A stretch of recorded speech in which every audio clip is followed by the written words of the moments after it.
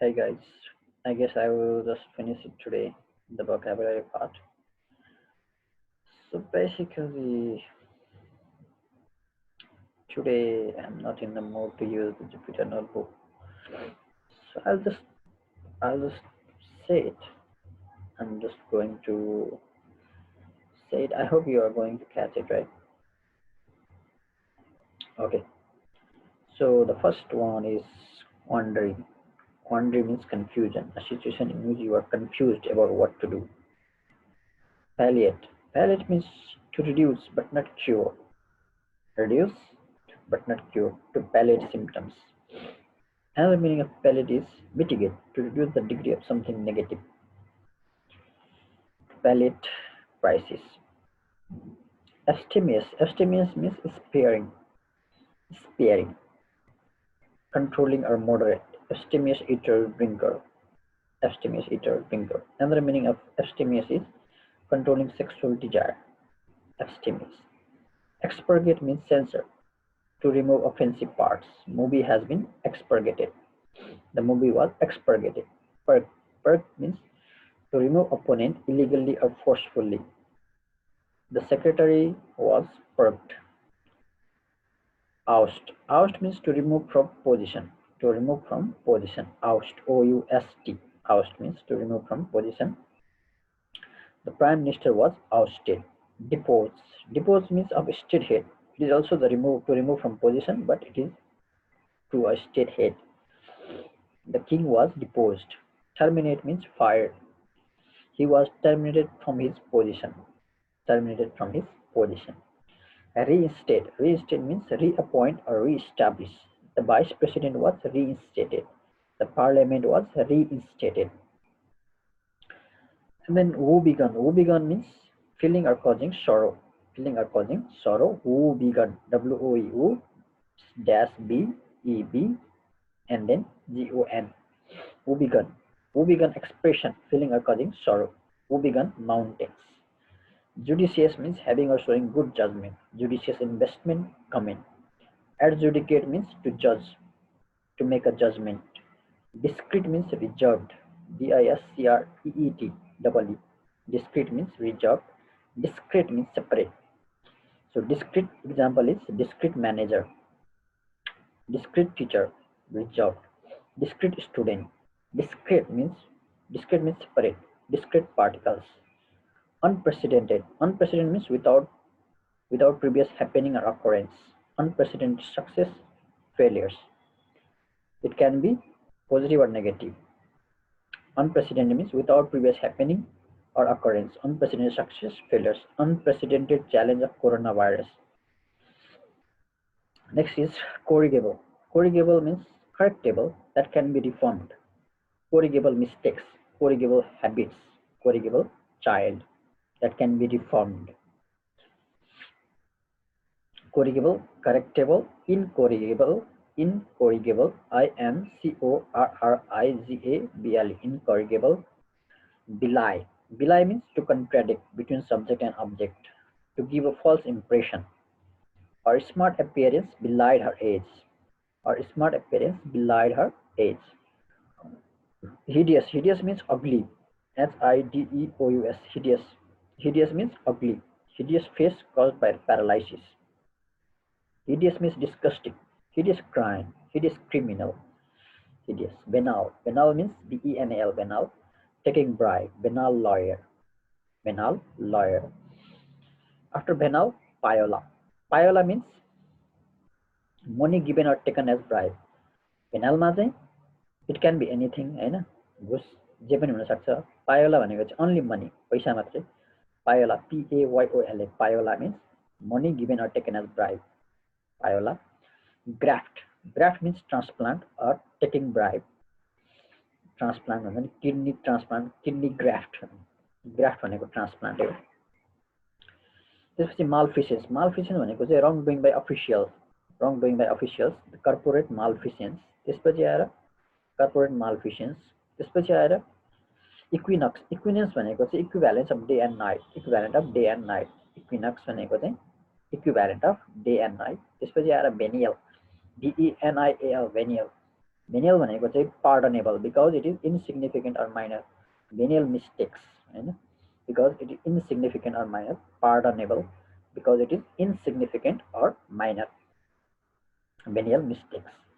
After venial is privation. Privation means hardship, lacking everyday needs. The family is undergoing privation. Dearth. Dearth of food and vegetable. Dearth means scarcity, or synonym is paucity. Paucity. Paucity. Dearth of fruits and vegetables. Dearth of evidence. Impoverished. Impoverished means to make poor. To make poor. The war has impoverished the country. Impoverished soil. होइन, fertility कम हुनु. मल हाल्दा हाल्दा हाल्दा होइन, fertility soil को fertility कम हुन्छ नि त. Impoverished soil. Hoard. Hoard means to collect or pile up secretly. The politician was accused of hoarding property. होइन त अस्ति नै एउटा काण्ड थियो त पौडेलजीको. The politician was accused of hoarding property. Hoard भनेको चाहिँ to collect or pile up secretly. The politician was accused of hoarding properties. Amiss भनेको wrong. Amiss approach. AMISS है. Amiss approach. Negligible. Negligible भनेको चाहिँ insignificant or minor. Negligible matters. Impecunious. Impecunious भनेको having little or no money. Impecunious farmer. IMPECUNIOUS. Impecunious. Impecunious भनेको having little or no money. Impecunious farmer. त्यसपछि आएर opulent भनेको wealthy. Opulent भनेको wealthy. Opulent family हैन. Opulent भनेको wealthy. Opulent family. त्यसपछि आएर ward off भनेको parry. To try to avoid. To parry question, to parry the blow. त्यसपछि आएर stave off. Stave off भनेको to remove. To stave off infection. They ate apples to stave off hunger. Hunger मेटाउनको लागि apple खायो भने. They ate apples to stave off hunger. STAVEOFF. Stave off. Indigenous. Indigenous भनेको native, not from outside. Indigenous plant, animal, culture, religion. Indigenous भनेको native, not from outside. Indigenous plant, animal, culture. Indigenous भनेको अब inherent हैन, आफ्नो मौलिक पनि हुन सक्छ. Indigenous group हुन्छ नि हैन, indigenous group. त्यसपछि आएर indigenous. त्यसपछि आएर opulence. Opulence भनेको great wealth अथवा luxury. Great wealth अथवा luxury. Opulence. Affluence भनेको wealth. Affluent भनेको wealthy. Affluent family. Attrition भनेको gradual decrease. Attrition of students. ATTRITION. Attrition. Tycoon भनेको wealthy businessman. धनी businessman. Business tycoon हुन्छ नि. Wealthy businessman. Dire. Dire भनेको चाहिँ DIRE. Dire भनेको चाहिँ very bad or serious. Dire consequence, poverty, unemployment. सबै very bad or serious हो हैन. Dire भनेको urgent पनि हो. Dire need हैन. Dire.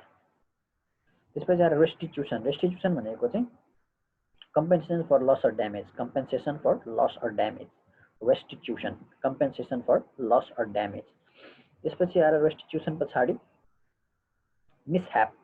Mishap भनेको चाहिँ misadventure, misfortune or accident, mischance, misadventure हैन.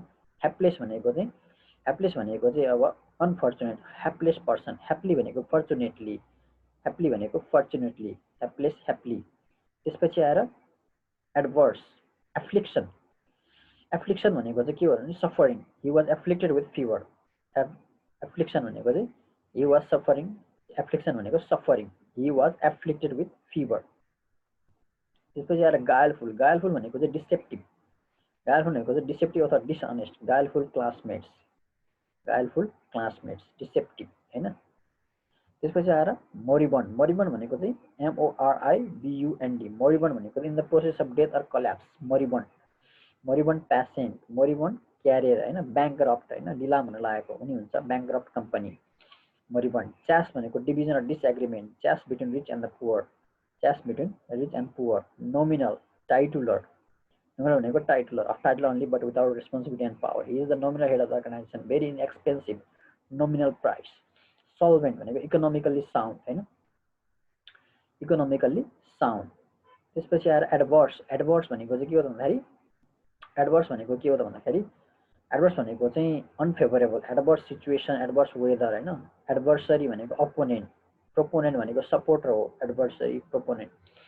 त्यसपछि आएर solvent भनेको economically sound, able to pay one's debt हैन. Solvent person, company, country. Solvable भनेको that can be solved. Insoluble भनेको that cannot be solved हैन. Solvable problem, insoluble problem. Solvable, insoluble. त्यसपछि आएर पर्फङ्क्टरी भनेको चाहिँ के हो भन्दाखेरि पर्फङ्क्टरी भनेको चाहिँ lacking seriousness because it is your routine, lacking seriousness because it is your routine, PERFUNCTIONER perfunctionary perfunctory he is teaching perfunctorily perfunctory salute हैन फङ्क्सनरी भनेको अफिसियल फङ्क्सनरी भनेको अफिसियल रिइम्बर्स भनेको pay back I should be reimbursed by my office त्यसपछि आएर Tony Tony भनेको चाहिँ के हो त भन्दाखेरि very attractive and expensive suitable for higher class हैन tony school tony party palace हैन tony school tony party palace त्यसपछि म्याग्नेट म्याग्नेट भनेको चाहिँ a successful businessman from low to high level हैन सानो सानो पोजिसनदेखि ठुलो ठुलो बढ्दै बढ्दै गएको बिजनेसम्यान म्याग्नेट भनेको चाहिँ a successful businessman a successful business person from low to high level successful business person from low to high level magnate condescend भनेको चाहिँ not giving value to others हैन considering other of little value or importance considering others of little value or importance condescending a person with condescending एटिच्युड भन्छ नि patronize भनेको चाहिँ to provide fund or money to be a regular customer patronise भनेको चाहिँ condition पनि हो person with patronising एटिच्युड होइन कोग्नोसेन्टी भनेको those knows a lot about particular subject fashion cognoscenti भन्छ नि those know a lot about fashion like fashion cognoscenti भन्छ नाबेन भनेको चाहिँ a person who know lot about particular subject यो चाहिँ नाउन हो पर्सन एउटा person who know a lot about particular subject wine नाबेन फेसन नाबेन होइन फिलाटेलिस्ट भनेको चाहिँ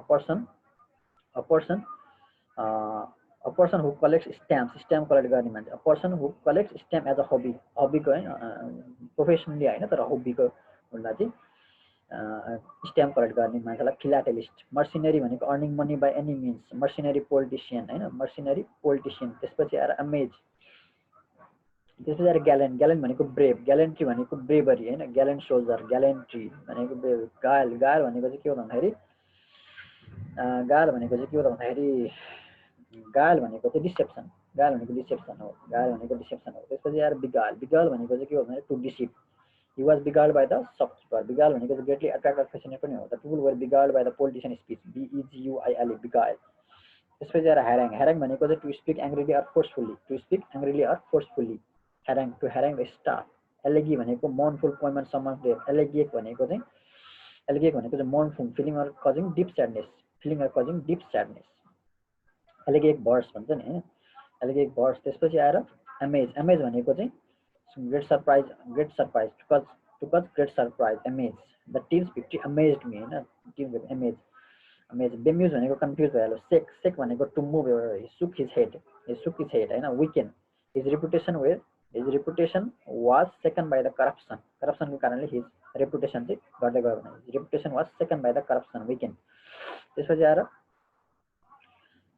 आएर अर्को हुन्छ अमेज पनि हुन्छ शेकको मिनिङ है the team's victory shocked me त्यसपछि आएर शेक stun भनेको to make unconscious by hitting to cause great surprise or wonder stunning beauty the team's victory stunned me त्यसपछि आएर muse भनेको to think deeply and seriously he mused over his career ruminate भनेको चाहिँ to chew over and over the cows are ruminating हैन त्यसरी फेरि चपाचपाई गर्छ नि त काउले त हैन त्यसपछि आएर ruminating को चाहिँ figurative बन्छ to think over and over again to think deeply and seriously भन्ने हुन्छ they are ruminating over their the students are ruminating over their career